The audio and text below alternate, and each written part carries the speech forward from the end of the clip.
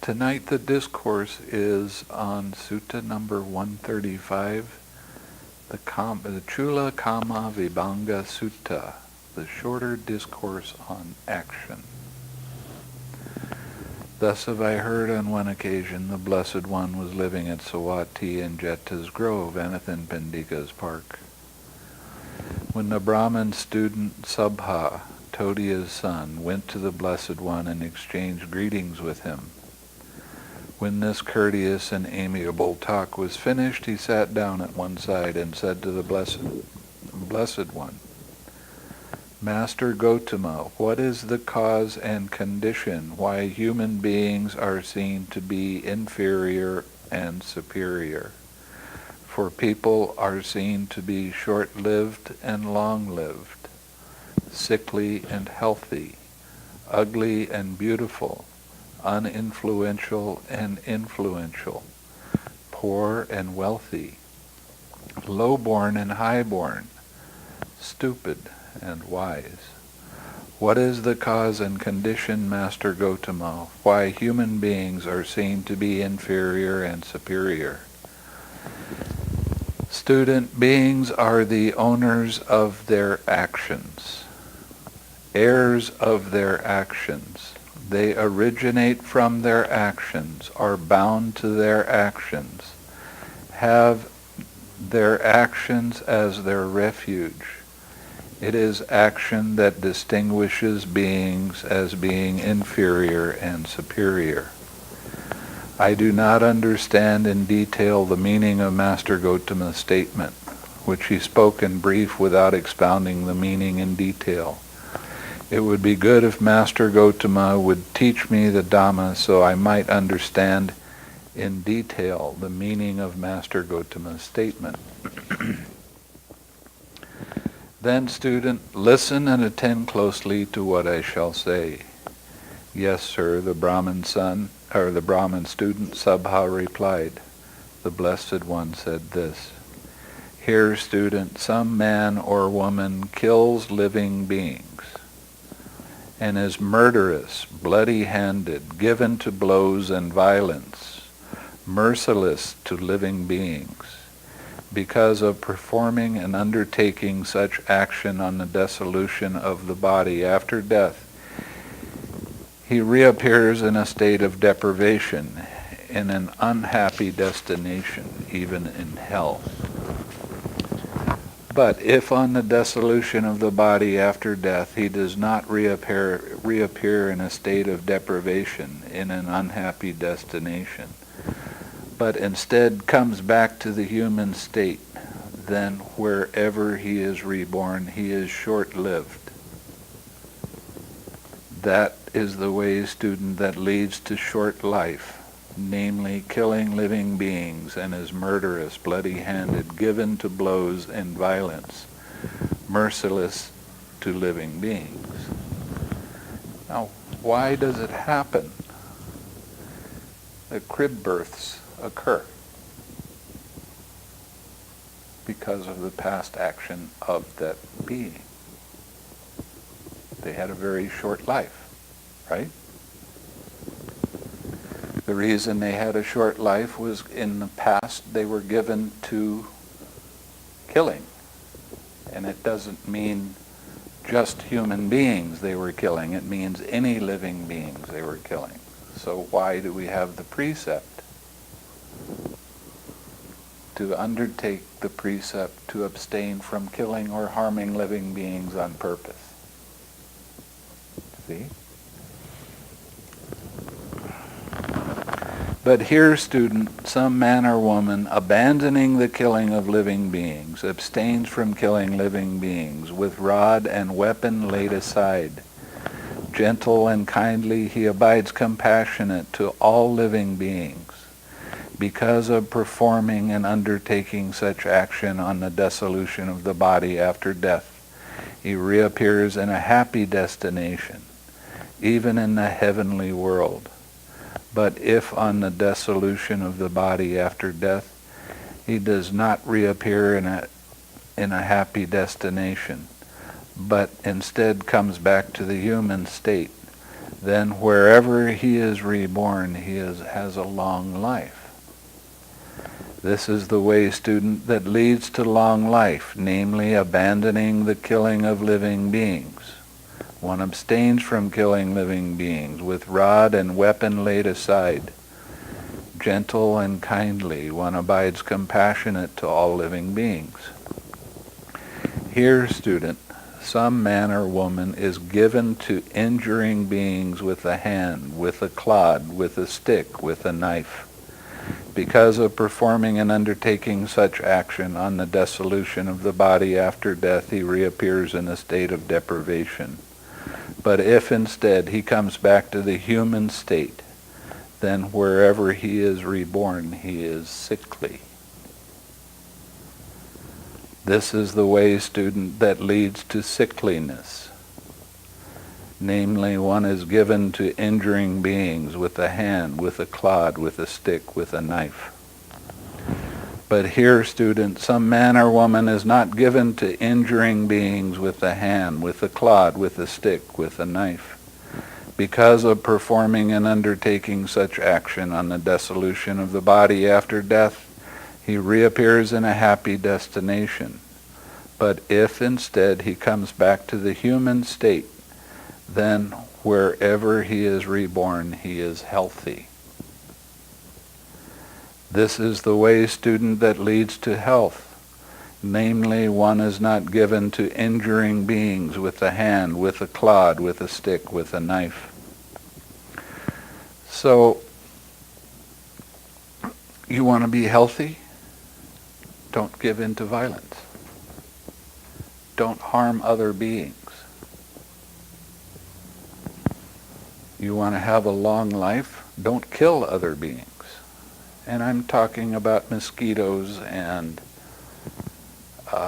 cockroaches and any other kind of being that we have around. We have, in Missouri in the summertime, we have quite a few ticks.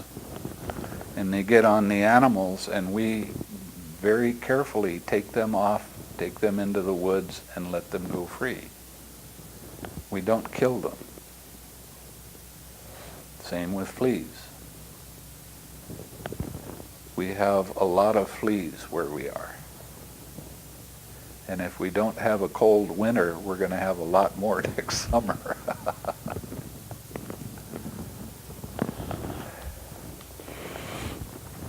Here, student, some man or woman is of an angry, irritable character. Even when criticized a little, he is offended, becomes angry, hostile, resentful, and displays anger, hate, and bitterness.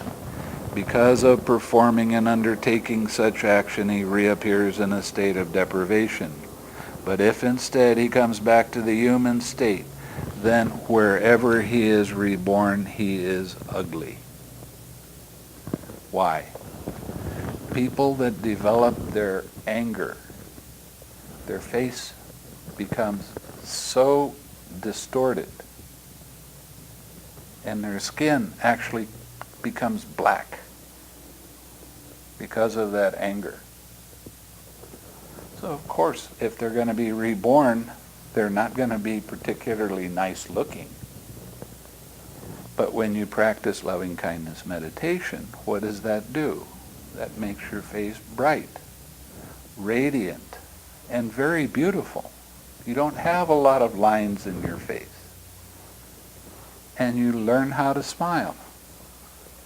And that makes your whole being beautiful. This is the way, students, that leads to ugliness. Namely, one is of an angry, irritable character and displays anger, hate, and bitterness. Now, in the last, since the New Age really got started, they tell people to express your anger, get your anger out. When you express your anger and try to get your anger out, it doesn't get rid of it. It doesn't get rid of that anger. It only allows the anger to stay and come back again and again and again.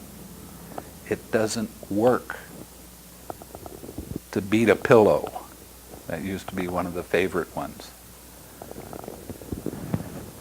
What works is practicing loving-kindness meditation, seeing the unwholesome state of your mind, and what? 6R. And as you do that, and the anger comes up again, and you do that again, eventually that anger becomes less and less strong, and finally it will disappear. And you won't be carrying that anger with you anymore. Makes sense, doesn't it? But here, students, some man or woman is not angry and irritable character. Yet even when criticized a lot, he is not offended, does not become angry, hostile, and resentful, and does not display anger, hate, and bitterness. Because of performing and undertaking such action, he reappears in a happy destination. But if instead he comes back to the human state, wherever he is reborn, he is beautiful. Indulge in your anger if you want. Do you want to be reborn beautiful or ugly? The next time you get angry, pull out a mirror and look at your face and see how beautiful it is. See for yourself. When I was in Washington, D.C., there was this woman that she was very, very beautiful, and she worked with Joe Lieberman when he was running for vice president. And she told me that she had a fight with her boyfriend. Now, she had a lot of pride in being a beautiful woman. So after that, I gave her a little mirror. And I said, you carry this with you, and the next time you get angry, look at your face and tell me how beautiful you are. Right then, she stopped being angry. That was kind of an interesting thing, because I was teaching her loving kindness, how to have a balanced mind, how not to get caught up in your anxiety and that sort of thing. And while Joe Lieberman was getting ready to go on stage and have a debate with Dick Cheney, he was very restless. And she started telling him some of the things I'd said. And she pulled out the mirror and said, look at your face. Is that what you want to project when you get on the camera? And immediately he started letting go of that, and letting go of the worry and the anxiety and all of that.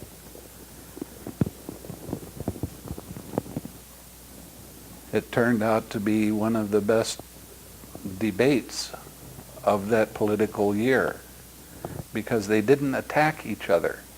They just talked about what they thought was the right way to run the government. How reasonable.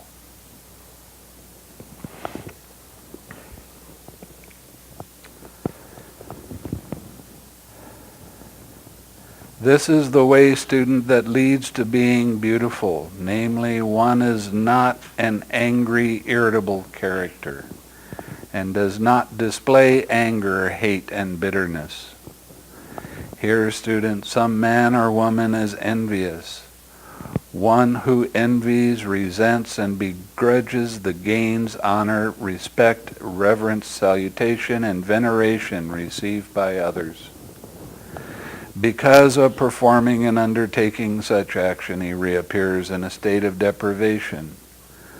But if instead he comes back to the human state, then wherever he is reborn, he has no influence over other people. He's not influential. Why? Because his past actions were resentful of anybody that had any gain. They didn't take joy in that other person's success. They wanted it for themselves. So when they're reborn, nobody's going to be paying attention to them. They're not going to be influential at all.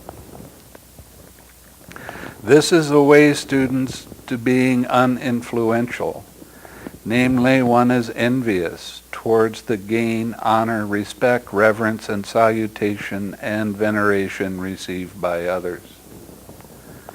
But here, student, some man or woman is not envious. One who does not envy, resent, begrudge the gain, honor, respect, reverence, salutation, and veneration received by others. Because of performing and undertaking such action, he reappears in a happy destination. But if instead he comes back to the human state, then wherever he is reborn, he is influential. Do you want to be influential in your life? Start developing joy for other people's success. You want people to start listening to your ideas? Be happy for them. This is the way, student, that leads to being influential. Namely, one is not envious towards the gain, honor, respect, veneration, salutation, and veneration received by others. Here, student, some man or woman does not give food, drink, clothing, carriages, garlands, scents, unguents, beds, dwellings, lamps to recluses or Brahmins. Because of performing such action, he reappears in a state of deprivation. But if instead he comes back to the human state, then wherever he is reborn, he is poor. Now think about this one. You're in a country where there's a lot of food. You don't have to go hungry unless you want to. But what happens in Africa? Why are they like that? Or India? Why are there so many people that are starving to death? What did they do in their past lifetime to cause that to occur? They were selfish. Now, when the Buddha was talking about giving food, he said that that's one of the highest gifts that you can give anyone else.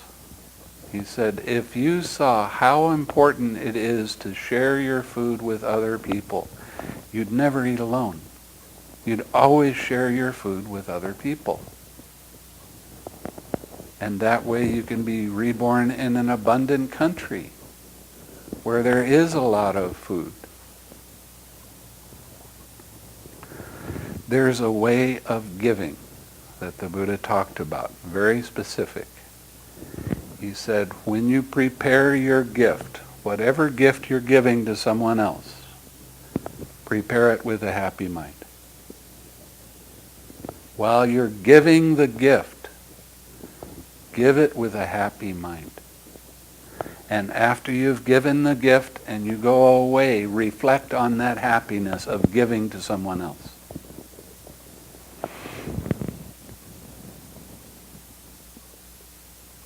This doesn't necessarily mean only giving money.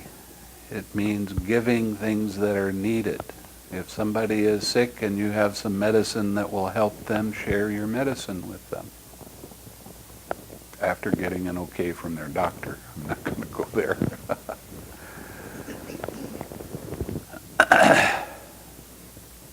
You want to have a healthy body? You want to be influential?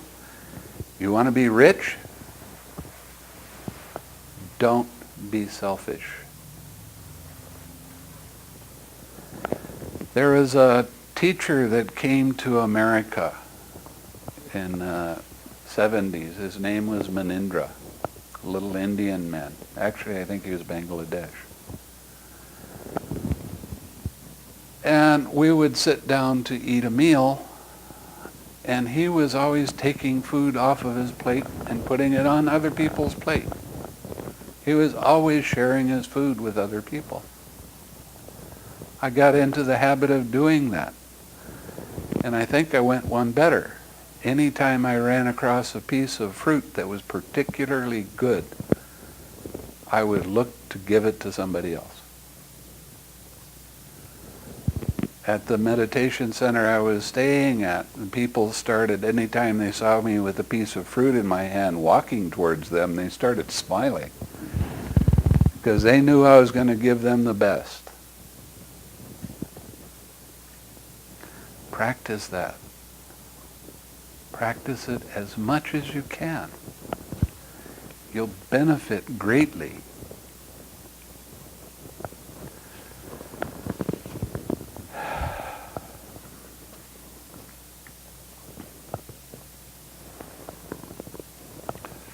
This is the way, student, that leads to poverty. One does not give food and lamps to recluses and Brahmins.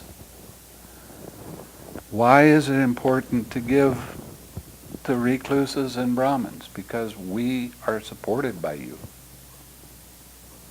And what is our job? Our job is to show you the right way that leads to your happiness. That's worth a lot. So, practice giving in all ways. Now, if somebody gives me a gift, and this happens fairly often lately, I'll tell you the whole story. When I went from Malaysia to Australia, and it was the longest day of the year in Malaysia. It was the shortest day of the year in Australia, and it was cold. I was completely unprepared. I didn't have any socks. And I was walking along, going to a monastery, thinking, boy, it would sure be nice to have warm feet. Maybe I'll ask him for a pair of socks, but I didn't. Within a week, I had a dozen pair of socks. A dozen. I didn't ask anybody for them. They just kept giving them to me. And to this day, people give me socks. And I can't turn it off. Somebody just gave me 24 pair of socks. I don't know why they think I would need something like that. But when you give a gift, you can't have the stipulation that this monk has to use that gift. It has to be a kingly gift, no attachments to it. So all the neighbors love me because I keep giving them warm socks.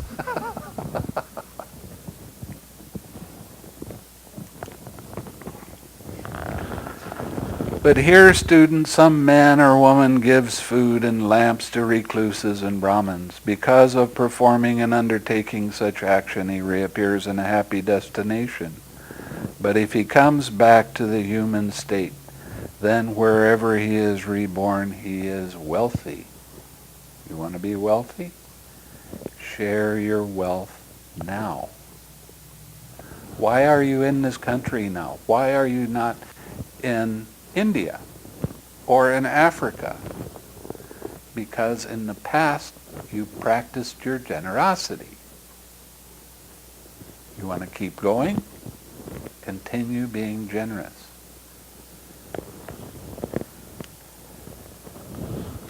This is the way, student, that leads to wealth. Namely, one gives food and lamps to recluses and Brahmins. Here, student, some man or woman is obstinate, arrogant, and does not pay attention to one who should receive homage, does not rise up for one in whose presence he should rise up, does not offer a seat to one who deserves a seat, does not make way for one for whom he should make way, and does not honor, respect, revere, and venerate one who should be honored, respected, venerated, and revered. Because of performing such action, he reappears in a state of deprivation. But if instead he comes back to the human state, wherever he is born, he is low born. I spent 12 years in Asia. Some of that time was in Thailand. Now, monks ride for free on the bus. That's just the way it goes. And I walked on a bus because I needed to go from one place to another. And there were no seats. I was fine, I'll just stand here. It doesn't matter to me. And a woman looked up, and she was very pregnant. She was very near giving birth. And she got up from her seat and gave it to me. She made a great amount of merit doing that. I didn't feel particularly happy about it. I didn't want to take her seat. But I had to. I couldn't deny her that good action that she did. This is the way, student, that leads to low birth. Namely, one is obstinate, arrogant, and stubborn, and does not honor, respect, revere, and venerate one who should be honored, respect, revered, and venerated. But here, student, some man or woman is not obstinate and arrogant. He pays homage to one who should receive homage, rises up for one in whose presence he should rise up, offers a seat to one who deserves a seat, makes way for one who he should make way for, honors, respects, reveres, and venerates one who should be honored, respected, revered, and venerated. Because of performing and undertaking such action, one reappears in a happy destination. But if instead he comes back to the human state, then wherever he is reborn, he is a high-born person. How do you get to be a king? If you want to. Or a royal family. How does that happen? By being respectful, not arrogant, not stubborn, helping those that should be helped, showing respect in all different ways. This is the way, student, that leads to high birth. Namely, one is not obstinate, arrogant, and stubborn, and honors, respects, reveres, and venerates one who should be honored, respected, revered, and venerated. Here, student, some man or woman, when visiting a recluse or Brahmin, does not ask, "Venerable sir, what is wholesome? What is unwholesome? What is blamable? What is blameless? What should be cultivated? What should not be cultivated? What kind of actions will lead to my harm and suffering for a long time? What kind of actions will lead to my welfare and happiness for a long time?" Because of performing and undertaking such action, he reappears in a state of deprivation. But if instead he comes back to the human state, then wherever he is reborn, he is stupid. That means not asking questions.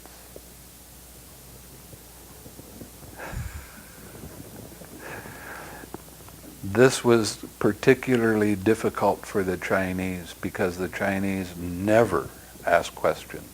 They're raised never to ask questions. And I'd give a Dhamma talk and I'd see questions in their face and I'd say, "Okay, ask." No, they couldn't do that. So I would pull out this verse and say, "Do you want to be reborn stupid?" And then all of a sudden they raise their hands. If you don't know something, the way to find out is by asking. Now, Americans don't have any problem with that sort of thing because they want to know everything. They want to find out everything they possibly can. And they like to argue. Oh, that's not right. Can't be that way. But one of the reasons that a lot of Americans are very intelligent is because they ask questions. And like I told you the other night, I was with Usil Ananda, who was very much a scholar.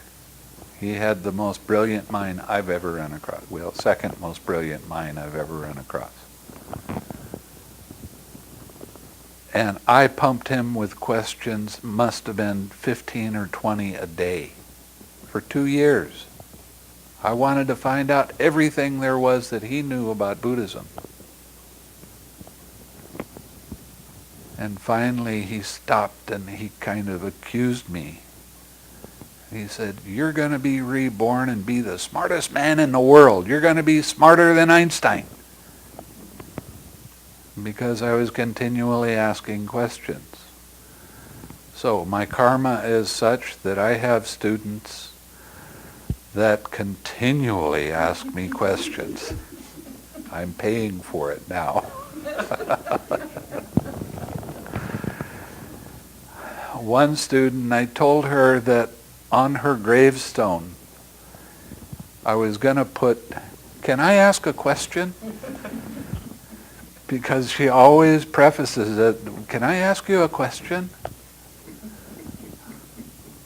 Why am I here? Yeah, that's my answer. This is a way, student, that leads to stupidity. Namely, one does not visit a recluse or Brahmin and ask such questions. Here, student, some man or woman, when visiting a recluse or Brahmin, asks, "Venerable Sir, what is wholesome? What is unwholesome? What kind of action will lead to my welfare and happiness for a long time?" Because of performing and undertaking such action, he reappears in a state of deprivation.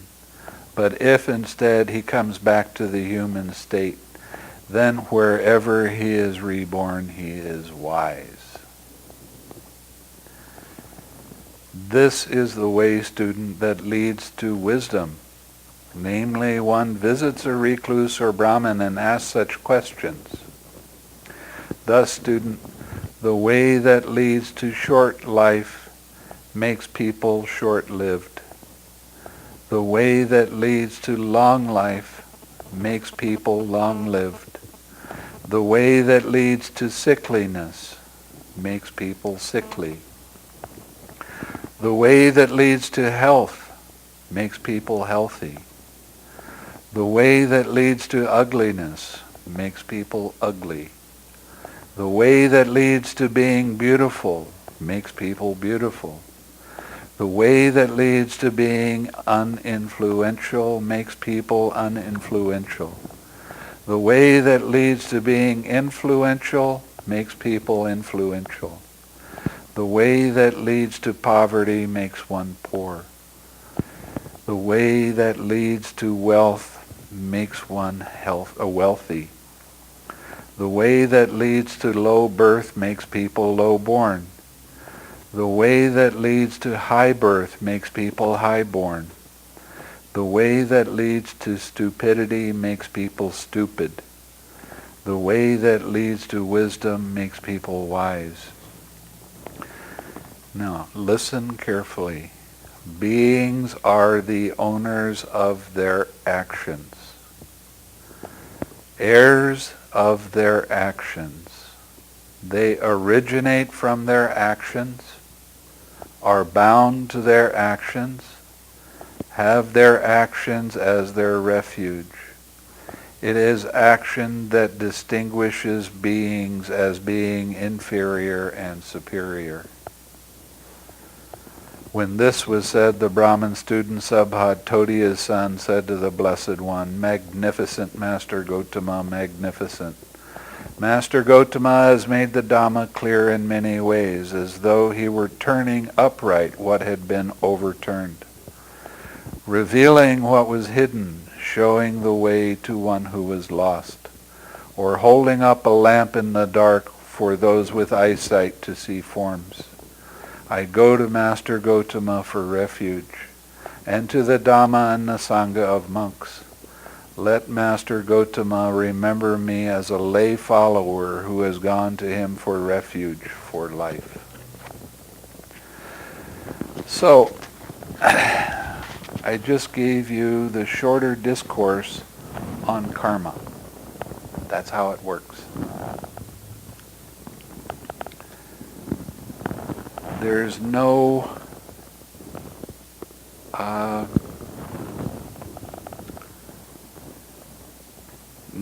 getting away from the karma. Your actions and the way that you are with other people dictate what your karma is going to be like. If you're an angry type of personality, then you're going to be reborn ugly unless you change your mind. You start acting in a way that's not angry. If you're stubborn or arrogant, you're not going to have any influence with people. So the more you can be open and kind and helpful to other people, the more successful you are with your life. That's why I was talking about the precepts so much. Why do I want you to keep your precepts? Because that leads to your success. It's a kind of protection that will save you from accidents, from a lot of harm. It really works. And you can't take it lightly. Like I said, they teach in America, they give you the precepts one time in a language that they don't understand, so they don't know what they're saying. And they do it one time and said, well, you've taken your precepts. That's good. Now go meditate. And that's not it. A lot of people in this country have been doing a lot of meditation for many years, and they're not very successful at it. And they're starting to question it now. I've been meditating for 35 years. I don't think what the Buddha's teaching is right. It doesn't work. Well, it's because they're not taking the meditation and putting it in their life. You have to live it. It's not a maybe live it. It is absolutely, you have to live it. That's why the book that I'm writing right now, which probably will be out by April, is called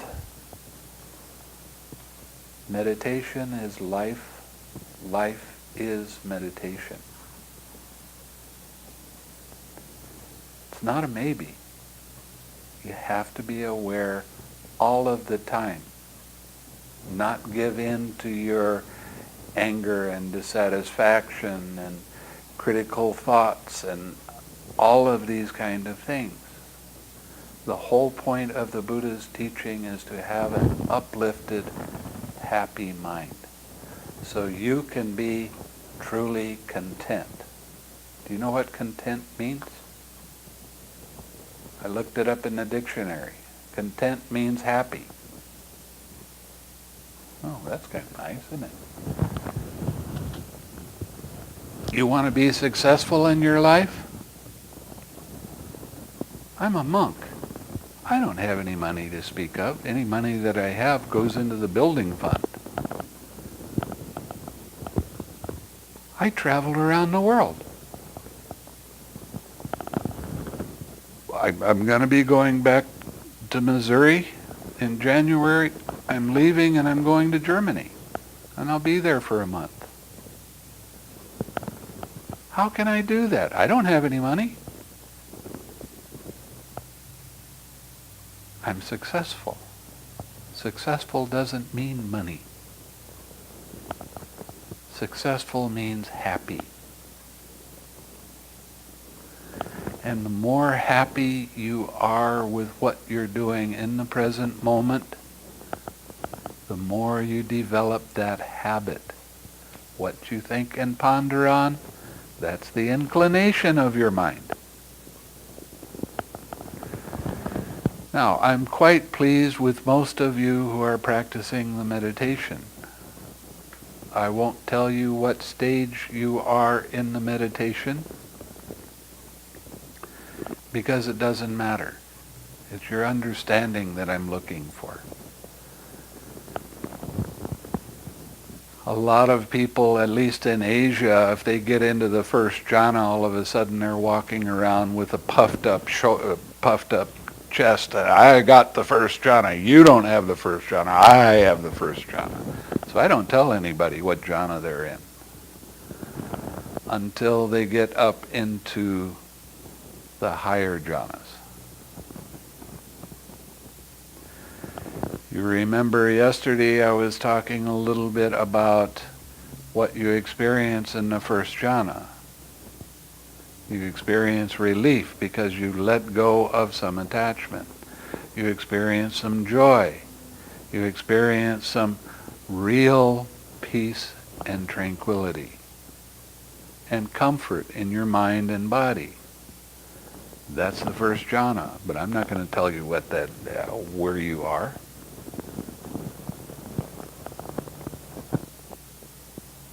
Because it's your understanding that I'm looking for. I'm looking for you to understand how to handle hindrances when they arise. Not give in to your thinking about them. I expect everyone to practice the way that I'm showing. Not come and tell me I can't do it. I'm going to do it this way instead. No. That's a waste of my time. You have to do and follow the instructions completely, totally, the way that I show. And I'm not doing this out of some kind of ego trip. I've been teaching meditation for a lot of years, and I've found what works. The reason that I say do it this way is because there's thousands of people that have done it that way and they're successful. It really works. When I was in Malaysia, I was staying at the largest Sri Lanka temple in Malaysia. I stayed with K. Sri Dhammananda. He invited me to come. And I was going to just stay there for the rains retreat, but it wound up staying for about 2 years.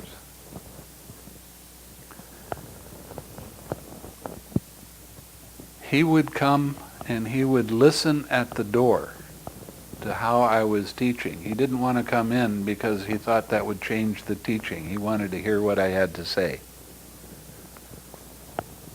And he started practicing on his own, and he was successful with that, just by following the directions. Now here is a monk that's absolutely brilliant, can give the best Dhamma talks I've ever heard. Really good. But he was humble enough to realize that he didn't understand the meditation. And he started listening. I was making tapes at the time, and he'd ask me for a tape every now and then. And he did it on his own. That's what happens when you follow the directions. The more you smile, the more you laugh, the easier the meditation becomes. Smiling is really important because the corners of your mouth are really important. There was a study in Minnesota that said the corners of your mouth go down, so does your mental state. When your mental state goes down, are you really aware of what you're doing while you're doing it?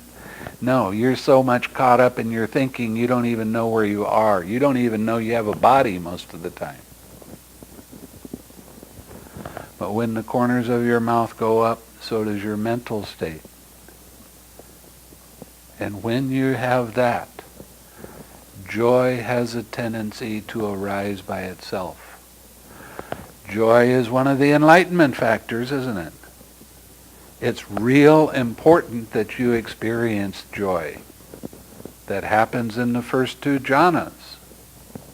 And it happens later when you get into balancing the enlightenment factors.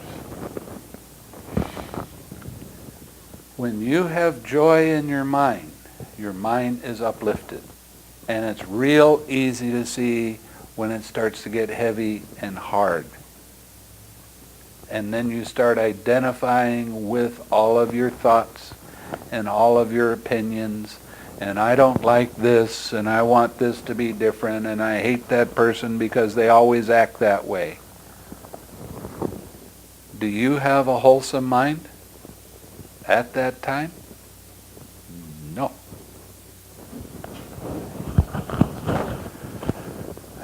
Sorry. You don't have a wholesome mind. And you're so caught up in your own thinking and your own suffering, and you don't even see that you're being caught by it. You're completely unaware of being in the present moment. You know what happened in the past? That's gone. What's going to happen in the future? That's just wild dreaming.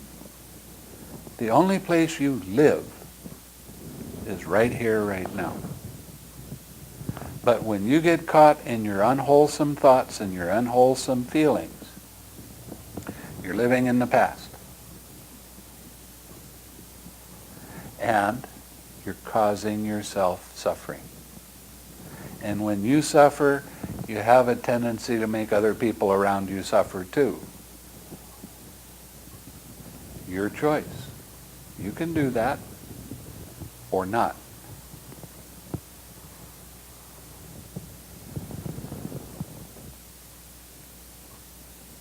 The more you can practice being in the present moment,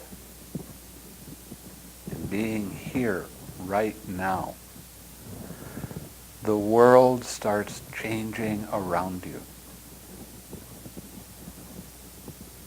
Now, what I just said, that's in the past. Where are you now? See? The present moment is continually changing. And if we let the past dictate what's happening to us in the present moment, then the future is going to be kind of grim. That's the way karma works. You just heard me explain that.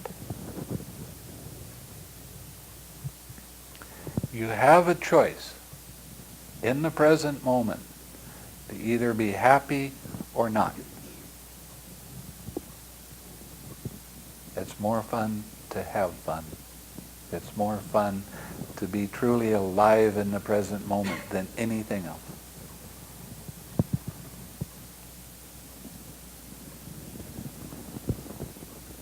This man that came and did some meditation with me, right before he left, I said, you had some good insight, and you now found out you don't have to suffer all the time.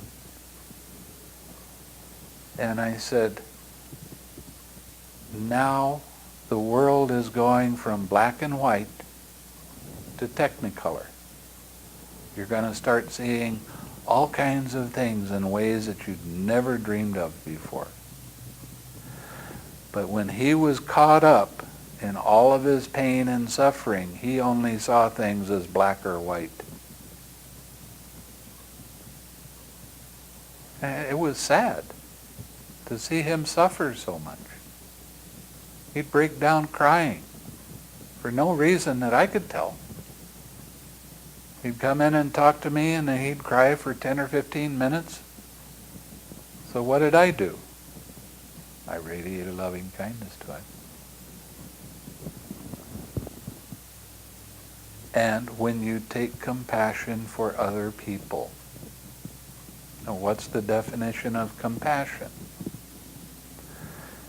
Compassion is seeing another person in pain, allowing them to have their pain. I can't take their pain away, but love them no matter what. I used to go into hospitals, and as soon as I would walk in a room, the people that were sick, they would say, you know, every time you come in the room, it's like fresh air coming in the room. Why? Because I allowed them their pain. They can have pain all they want. It doesn't matter to me. I can love them. Pretty amazing to watch how when your mental state comes up, everybody around you, their mental state comes up to match yours. Your mental state goes down, guess what? You ever walk into a room where somebody's depressed? Feel like turning around and walking away? Doesn't happen for me.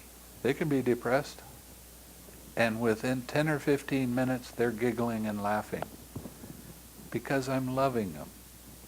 I don't care what their pain is. I don't care why they're suffering. I can love them. That's what this practice is all about. The more happiness you can develop, the more you affect the world around you in a positive way. Works, doesn't it? The trick is to remember it. That's what mindfulness is for, to remember to do this. To remember to observe what your mind is doing in the present moment. And if your mind is suffering, then to let go. 6R that suffering. And then gently come back to being happy. There's nobody out there that's causing your pain. You cause your pain yourself.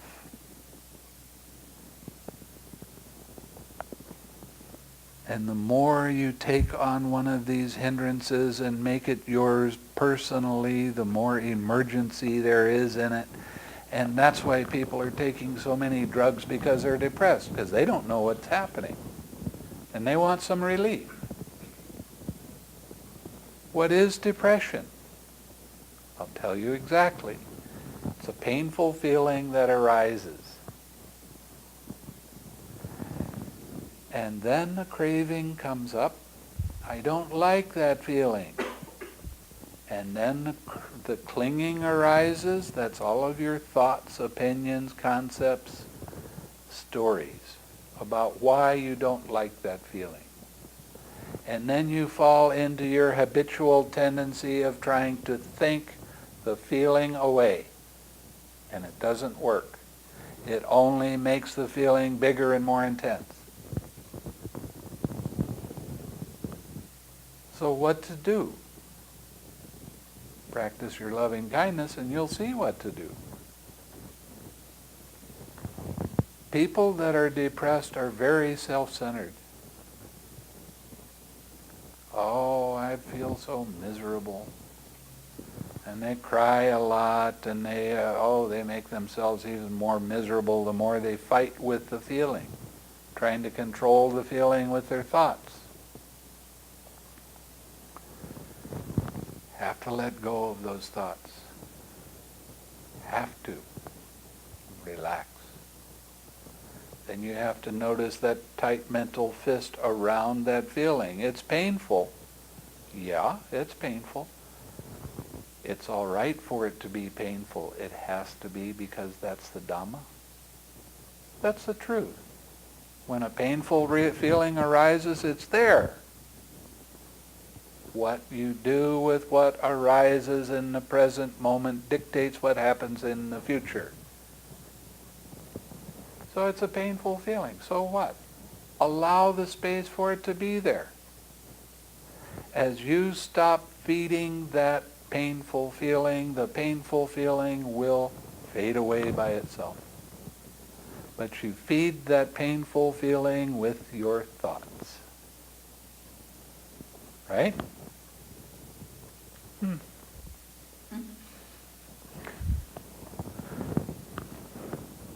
So, I've just given you,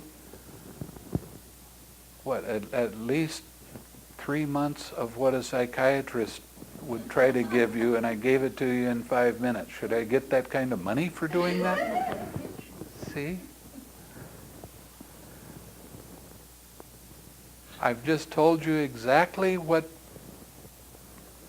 depression is. And it doesn't matter if it's depression, or fear, or anxiety, or worry, or doubt, or anger. It doesn't matter what it is. You treat it always in the same way.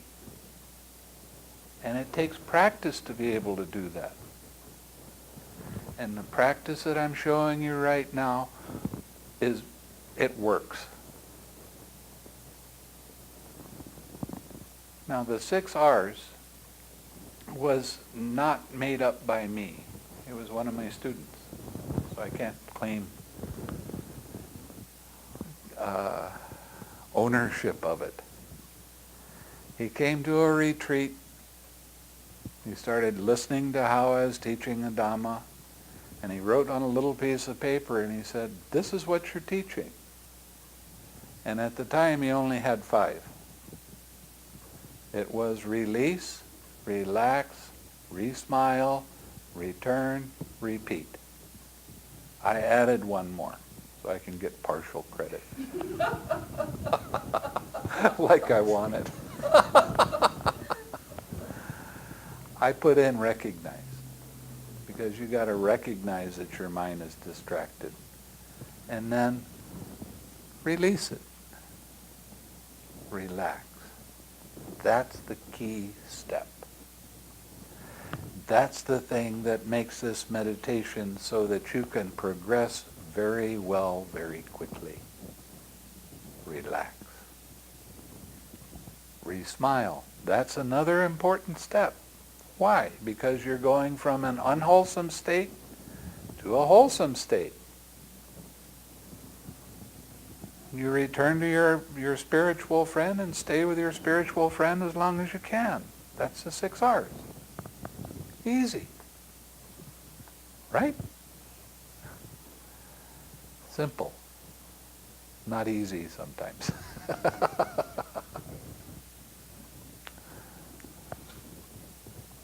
The hard part is remembering to do it in your daily life. Too many times people that teach meditation, they just say it's only for sitting. Meditation is just sitting practice.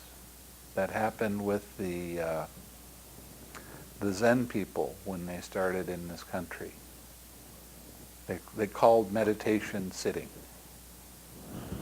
And they never really figured out how to bring that into their daily life so that they could live more and more happily in the present moment.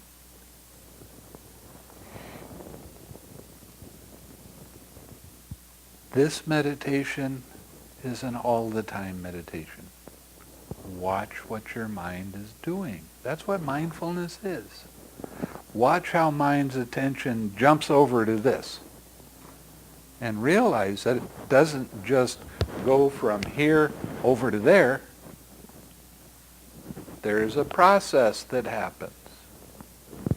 And that process is called dependent origination. When you see that your mind is distracted, and you let go and relax and come back to your object of meditation after smiling, and your mind jumps there again, you start paying attention to how mind's attention moved. Not why. We don't care what the content of those thoughts is. It doesn't matter what the content of the thought is. What matters is how did mind's attention move from one thing to another. And as you start using the hindrance as your teacher, this is your best friend, because it's teaching you where your attachments are. Not something to suppress, not something to push down, not something to fight with. This is your best friend. This is your teacher. I'm not your teacher. I'm a guide. That's all. I can keep you on the path if you're willing to follow what I say.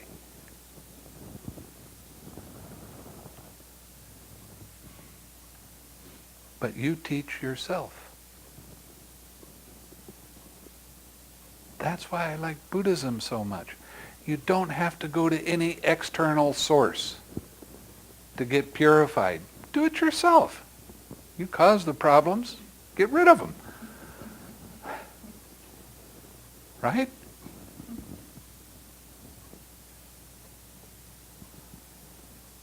Now some people, where I live, it's very much a Bible belt. And when I first moved there, people were really, really afraid of me. And after only 5 or 6 years, they found out that I wasn't trying to convert them to anything. But they always felt happy when they came around. So they started coming around. I'd go in and somebody would take me out to lunch. And all of a sudden there'd be somebody walking by, "Oh, how you doing? Haven't seen you in a long time." Now the first 4 or 5 years that didn't happen. But they're finding out that there's a lot more to life than a closed mind of my way is right and everybody else is wrong. As a matter of fact, there's some suttas that talk about how people cause themselves suffering by saying, this is the only way. I don't say this is the only way. It's a way that's successful. I can say that. There might be other ways that I don't know about. But the more you smile,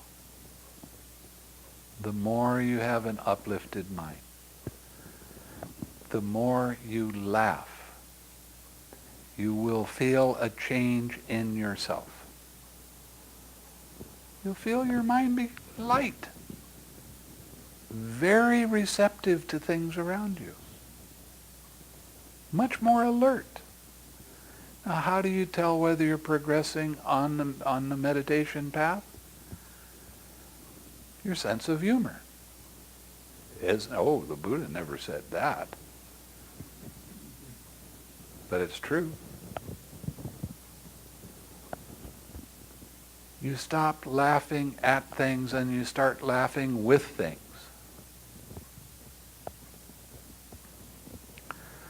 I have, actually right now,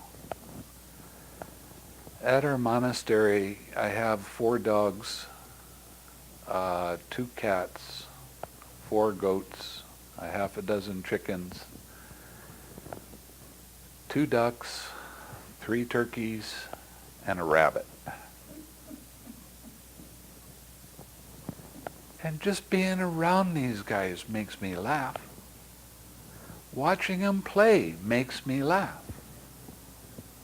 Makes me happy. And it's pretty amazing because every time I give a Dhamma talk, all the dogs come inside and they want to listen to the Dhamma talk. They feel that peace and calm that happens when you start understanding how things work. Another thing about the Buddha's teaching that I really, really love is that there's no such a thing as a hidden teaching. There's no secrets. You practice this way, see for yourself, see if it works. And then you'll find out for yourself that there is no secret teaching. Now there's some monks that are all over the United States that they make a big deal out of secret teachings. Got to do it my way, and my way is the only way. And it's secret, and you have to go so high before I'll even tell you anything else. The Buddha wasn't like that. The Buddha was open-handed. The Buddha was giving us the essential. And only what was needed to be happy. Okay, so I've been talking for quite a while. Your turn. Remember what I said. I have two questions. I don't want to disturb you. The first one is a general one. When Buddha address like living beings, does the trees are included or just the animals? No, the animals. Animals. Yeah. And number two is the you read the sutta about the karma, and is there a possibility for a human to reborn as an animal? Yes, of course. Is it quite You frequent, start or- looking at some people around populated areas and there's people that act like animals. So guess what they're going to be reborn as? It can happen. Is it quite It- often, or it's a rare? Once you're reborn as an animal, it's hard to get out of the animal realm. But it so happens that some of the animals that I've had around that have listened to Dhamma talks, and they're really, really sweet, and they help everybody around, and they die because they got hit by a car or whatever. They're reborn in a heavenly realm.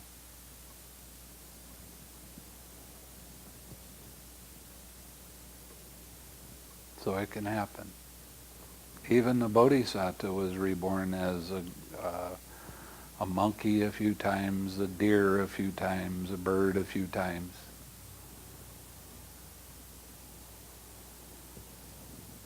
When I was, I'd been a monk only for 3 or 4 years, I got a hold of the Jataka tales, and I read all of the Jataka tales in 2 days. That's 2,000 pages worth of stuff. It was real fun. I really liked it. And as I understand it, that's one of the ways that a lot of the Sri Lankan monks teach, is by stories. And the Jataka tales are great for that. There's always a good moral of the story at the end. So what I want to do, and I've already started it with somebody, I sent them the Jataka tales. I told them I want them to write it like it would be a script for a radio program. And when they get done with that, then we're going to have some actors and some special effects people and that sort of thing to make background noises. And we're going to put it on the internet. So if you want to listen to this Jataka tale, but they're going to update it a little bit. A lot of the Jataka tales is written in Old English. and they didn't use any syntax. They didn't break up their sentences and things like that. So it's real hard to read. But we're going to break it up and make it like a radio program. The old programs, when I was growing up, we used to sit around the radio, this was before TV, and listen to a program while we were eating popcorn. It was a great fun. Once a week we did that. That was really good. And we can do that with Jataka tales. So, whenever it's a major work, because there's 528 Jataka tales, something like that. I can't remember. But some of the longer ones, we're going to have to do them, break them up into 2 sections or something like that. But it will be real fun once we get it done. That's one of my, in my spare time, projects.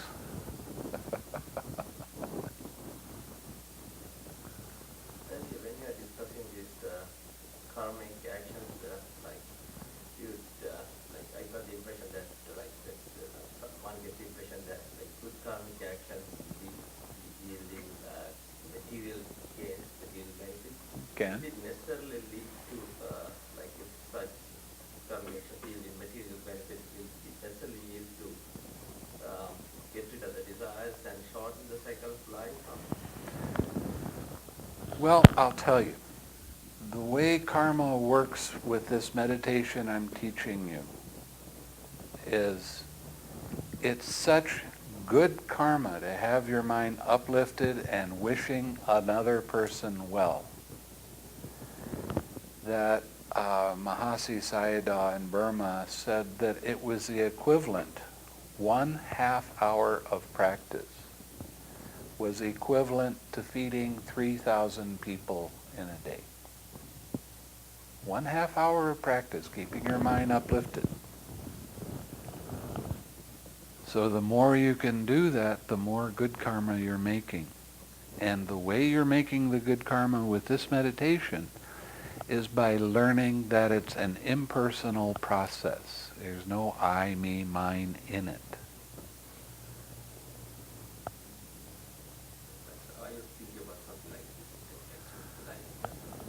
Well, this was kind of a general kind of talk, but when you start talking about meditation, the more you stay on your object of meditation and let go of the craving, the more purified your mind becomes.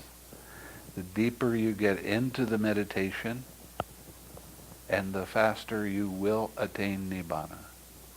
And it is attainable in this lifetime. I promise you that.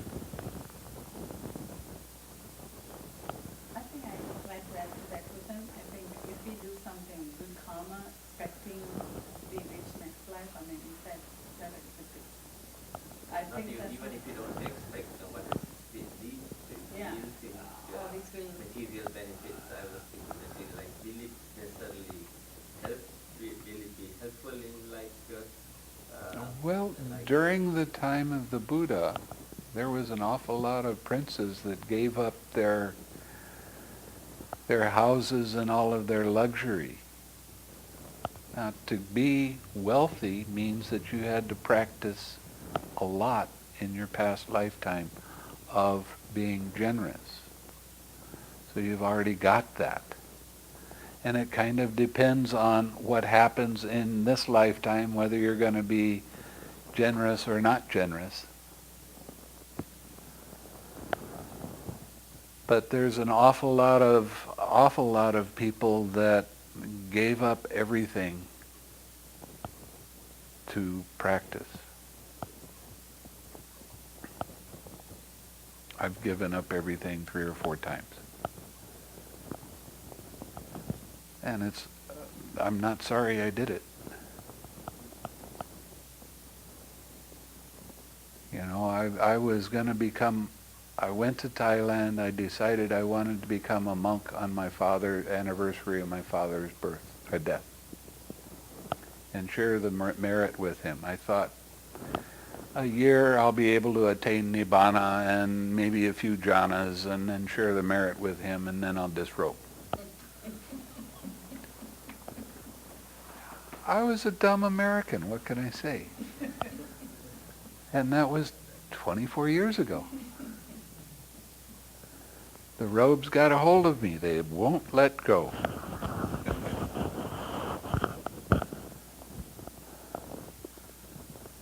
And I don't regret it at all.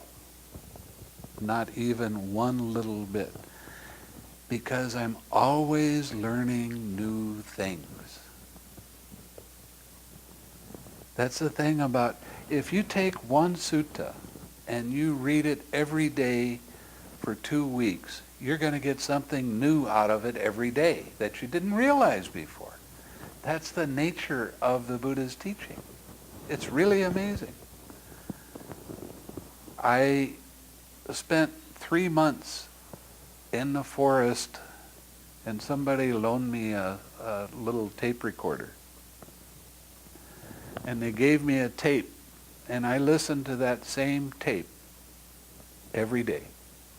And I always got something worthwhile out of it. It's amazing. You're always learning new things. Seeing things in a little different way. Oh, it's wonderful fun. And the thing that is real amazing is, by practicing Buddhism, you become more intelligent. Because you start understanding how everything works.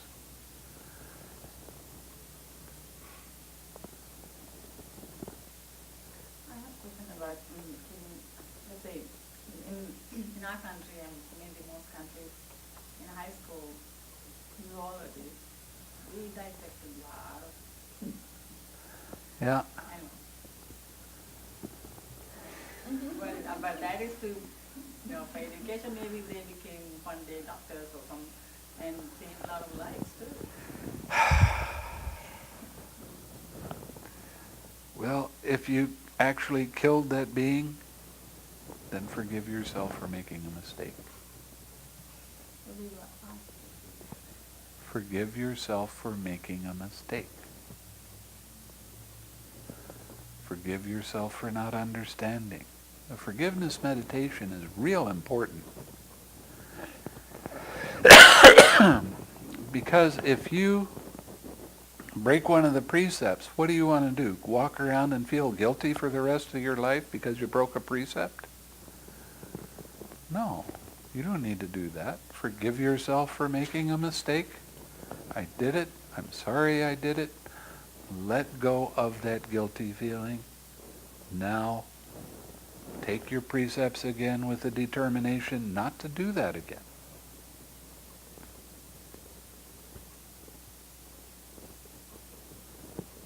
Okay?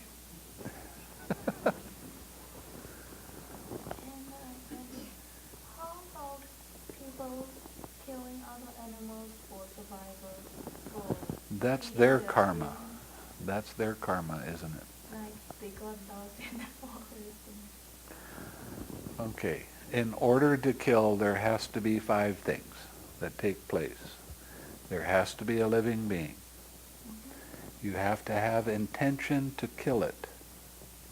You take a weapon, you use that weapon, the being dies. Now, there's a lot of people that are butchers out here. When you go into the store and you buy some meat, is it a living being?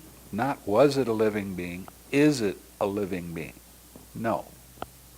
Did you have intention to kill that living being? No. Did you take a weapon and use that weapon and the being die? No. So there's no wrongdoing in that. Especially vegetarians really have a thing about meat. Oh, you're killing living beings. If you stop buying meat, then they'll stop killing living beings. Well, I'm sorry, it don't happen like that, not in this world. But vegetarians don't understand that there's a whole lot of insects that are killed because of growing the vegetables, digging in the soil.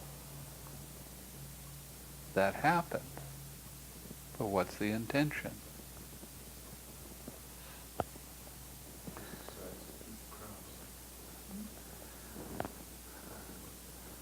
Well, I have friends in Missouri when they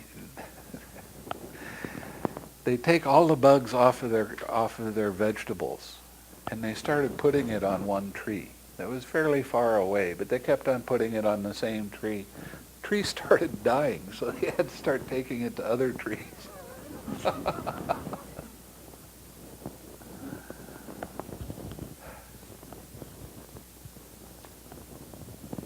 of the things about living in this world is that You- we're harming living beings. Yeah. And, I mean, humans and other types of beings live on other life, whether it's plant life or animal life. Yeah, actually the Buddha said there's 80 different kinds of beings in your body that are dying every day. Now there was an arahat. He just became an arahat. And with his psychic ability, he started looking that if he walked, he would be killing living beings. Not even ants, just beings in the ground. So he stood in one spot.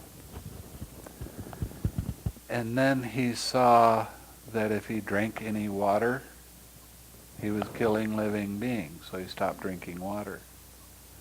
And then he saw that while he was breathing, he was killing living beings. So he started holding his breath. And the Buddha came around and said, "Monk, what are you doing?" And the monk told him. And the Buddha said, "You can't look at it that way.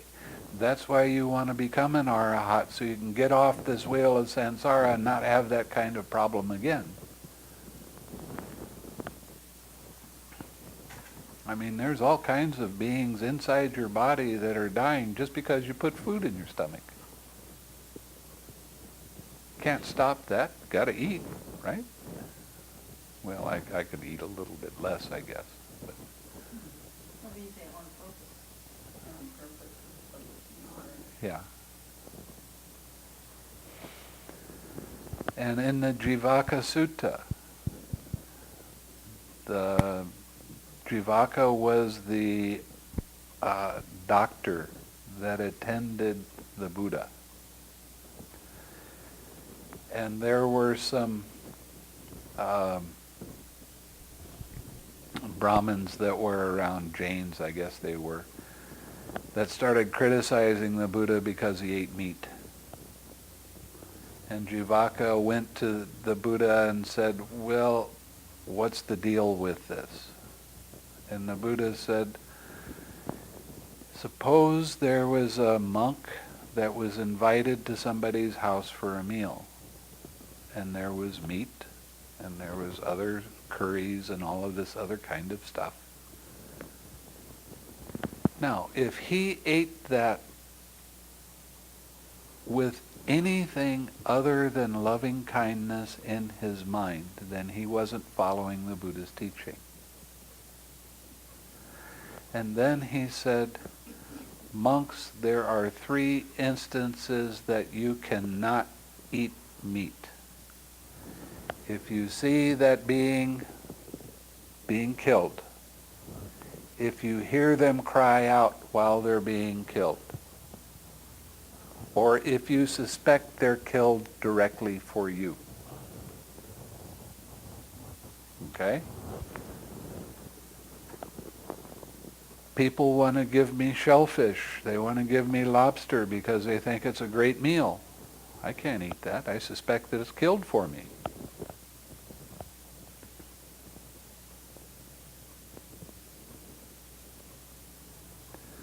So there are some restrictions of being a monk, but when somebody brings goat meat or something like beef or whatever, I didn't see it get killed. I didn't hear it get killed. I don't suspect that it was killed for me, because most people will go to the grocery store and buy the meat. So that makes it allowable for the monks.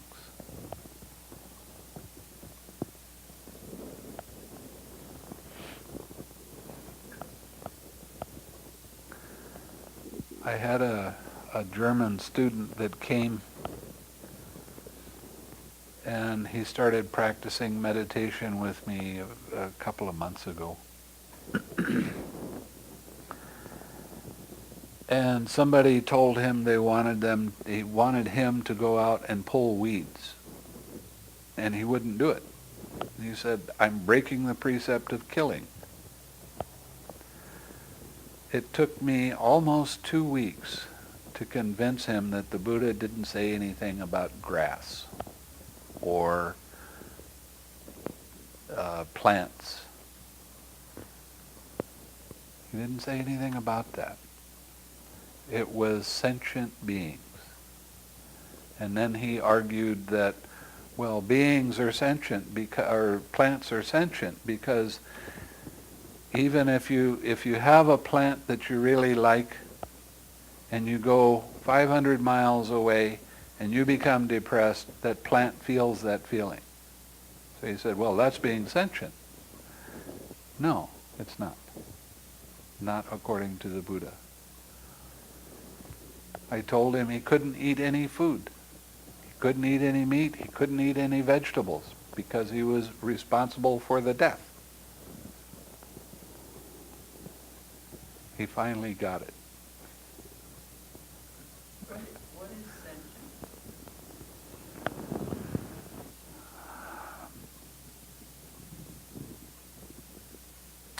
Well, animals are sentient beings, but they don't have the same kind of mind that human beings have. So basically it's animals and human beings. They're sentient beings. And I know, because I live in the forest, if I walk by a tree, sometimes it'll start singing to me. And that sounds weird, especially if it's about ready to rain. Start singing. And I told one of my students about that. And he's, oh, don't tell me that stuff. I don't believe that stuff. He walked into the forest, and there was 5 trees that were, they weren't very big. They were about that big around, just starting to grow up. And he heard them say, "Please don't cut us down." And he came back, and his eyes were that big. And he said, is it really true that trees can talk to you? Yes, they're not sentient, but they can communicate. Well, they told me they didn't want to get cut down. Trees weren't on our property. I had to go to the neighbor and take him to where those trees were and tell him, please don't cut those trees down. They want to live. And he said, okay, I promise. They were happy. Odd, isn't it?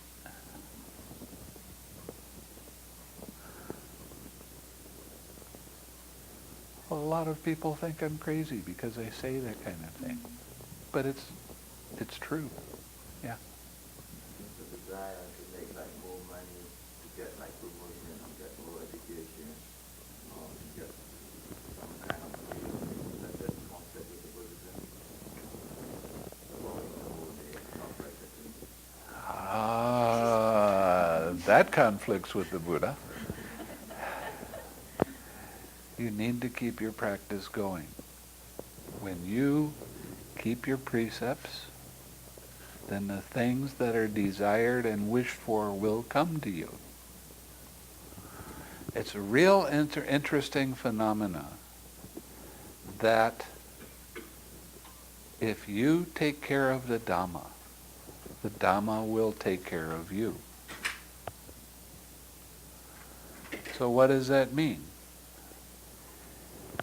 You keep your practice going, and you will always get what you need. Not necessarily what you want, but what you need. And it works that way. I fly all over the world. I don't have any money. I take care of the Dhamma. That makes me successful. See, not always material things are the best things for you. If you get into your greed and you start hoarding, then you become stingy, and then you become tighter and tighter, and you start affecting the world around you in a negative way. It depends what you do with what you get. One of the most fun things I've ever had as being a monk is having somebody give me something, and I really like it, and I really appreciate it, and I put it in the other hand and say, here, you can have that. I don't need it. But I can make somebody else happy by giving it to them.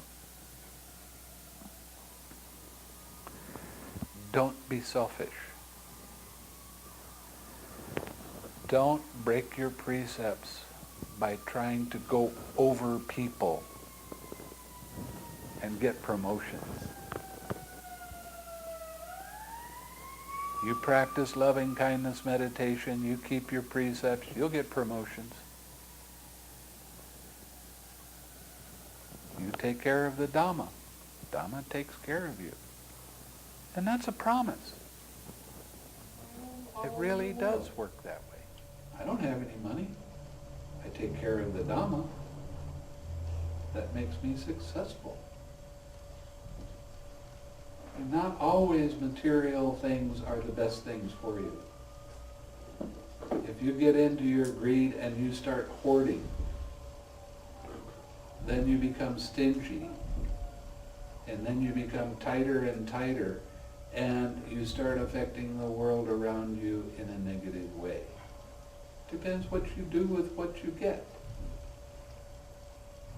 One of the most fun things I've ever had as being a monk is having somebody give me something, and I really like it, and I really appreciate it, and I put it in the other hand and say, here, you can have that.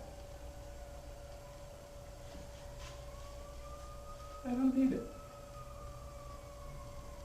But I can make somebody else happy by giving it to them. Don't be selfish. Don't break your precepts by trying to go over people and get promotions. You practice loving kindness meditation, you keep your precepts, you'll get promotions. You take care of the Dhamma. Dhamma takes care of you. And that's a promise. It really does work that way. Yeah. I have a related question. Being successful, I don't mean, let me take a step back. Being successful in a materialistic way, out of pure greed is not what I'm talking about. Right. And I'm also not talking about being successful through meditation and attaining a higher level with your mind. I'm trying to relate to a layman's success. As it'll be easier to give you an example. Say I'm a carpenter, and my desire is to become the best carpenter. Nothing wrong with that. And how does that relate to being successful with a clear mind and wholesome mind? I understand that there is nothing wrong with it, and more often than not, those successes come with materialistic rewards. There are rewards that come when you do the best job you can. Correct. Yeah. No problem with that. No problem. Share food, clothing, medicines. Share things. And you'll keep getting better and better at what you do. There's nothing wrong with that. You know, both Anaheim Pandika and Visakha, I mean, they were really, really, really rich. But what did they do with their wealth? They fed people. It made them happy to feed people. It doesn't mean that you can't have a real nice house. You can. But don't forget to share.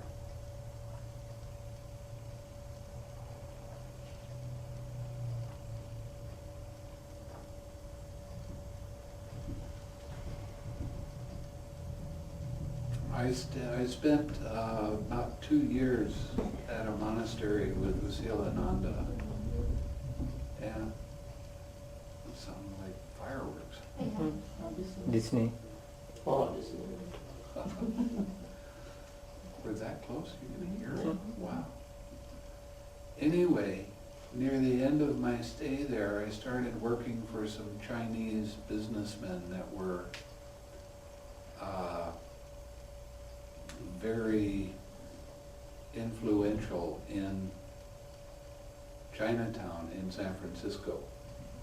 They own square blocks of places, and I started working for them.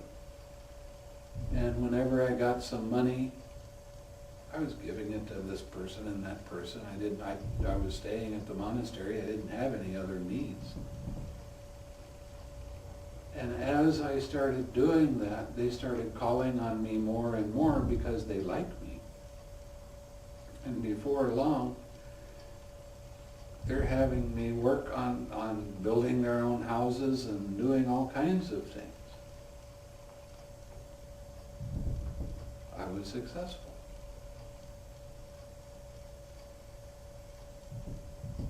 But I didn't hoard my wealth.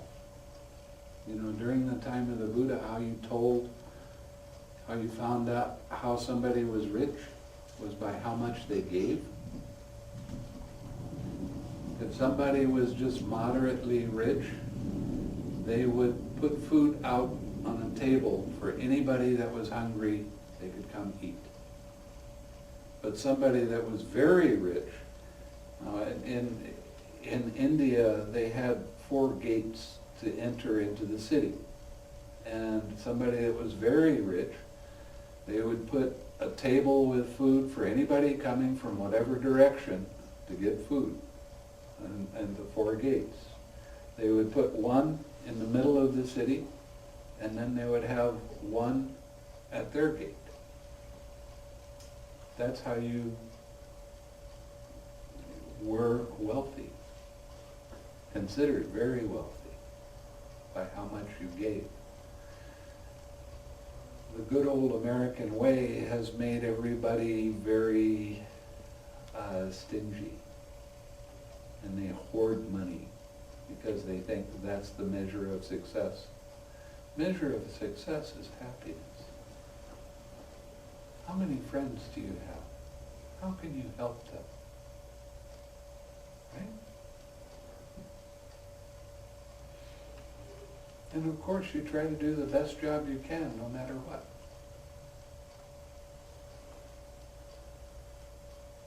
Not because somebody's expecting that, but because it makes you feel happy. Okay, anybody else? Okay, let's share some meditation. May suffering ones be suffering free, and the fear struck fearless be. May the grieving shed all grief, may all beings find relief. May all beings share this merit that we have thus acquired for the acquisition of all kinds of happiness. May beings inhabiting space and earth, devas and nagas of mighty power share this merit of ours. May they long protect the Buddha's dispensation.